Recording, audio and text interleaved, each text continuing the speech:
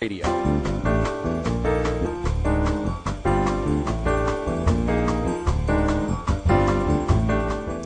This is your 420 Radio News for Tuesday, October 8th, 2013. I'm Russ Belville.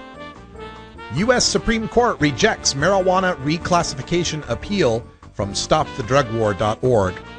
The U.S. Supreme Court Monday declined to hear an appeal from medical marijuana advocacy groups who had challenged the DEA's decision to maintain marijuana's status as a Schedule I drug under the Controlled Substances Act, the category reserved for the most dangerous substances.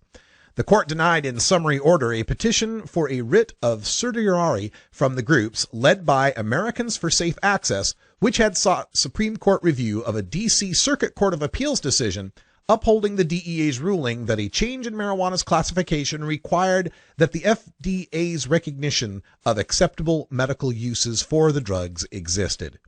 Joe Elford, lead attorney on the case for Americans for Safe Access, told Law 360 that the Supreme Court's denial was in line with its reluctance to overturn lower courts and administrative decisions on medical marijuana.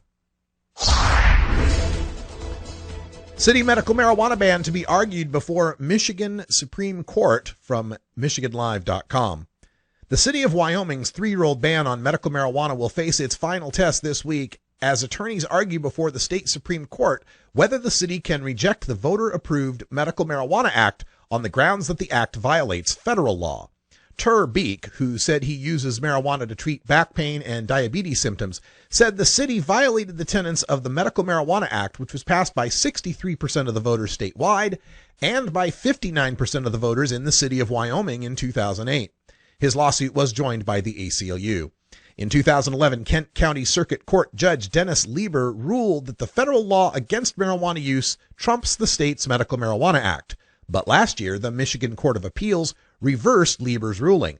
In agreeing to hear the case, the state Supreme Court has asked attorneys to focus on whether the state law is preempted by federal law and whether the city ordinance violates state law. Seattle City Council passes marijuana zoning measures from CBS Local.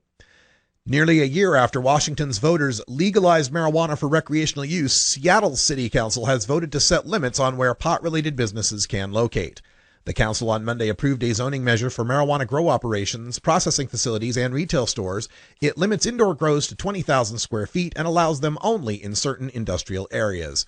Seattle's ordinance also addresses medical marijuana operations in the city, making clear that they will have to obtain state licenses if they want to continue operating past January 1st, 2015. Recreational pot stores are expected to open by next summer. Colorado Springs mom resumes son's chemo after doctors balk at treatments. From the Colorado Gazette.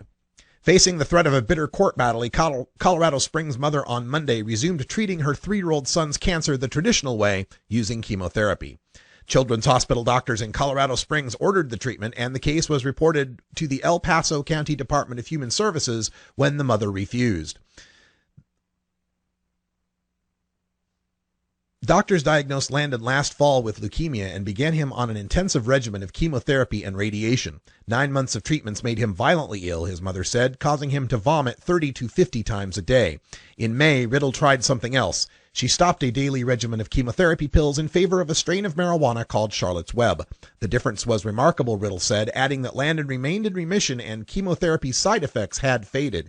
In mediation overseen by El Paso County social workers, the mother agreed to resume the chemotherapy in lieu of taking the case to court, saying she had, quote, no choice. Medical marijuana overgrows tough to enforce in Nevada County, from CBS Local in Sacramento. Neighbors fed up with the smell from a Nevada County medical marijuana grow are being told there aren't enough deputies to respond to their complaints. Several medical marijuana cardholders got together and started growing on one piece of property, producing what neighbors say is a strong odor from the site. Nevada County Lieutenant Steve Tripp says a staffing shortage is making it difficult for the department to enforce. The Nevada County Sheriff's Department says it has received more than 300 calls for marijuana-related complaints this year. They've only been able to get to 100 of them.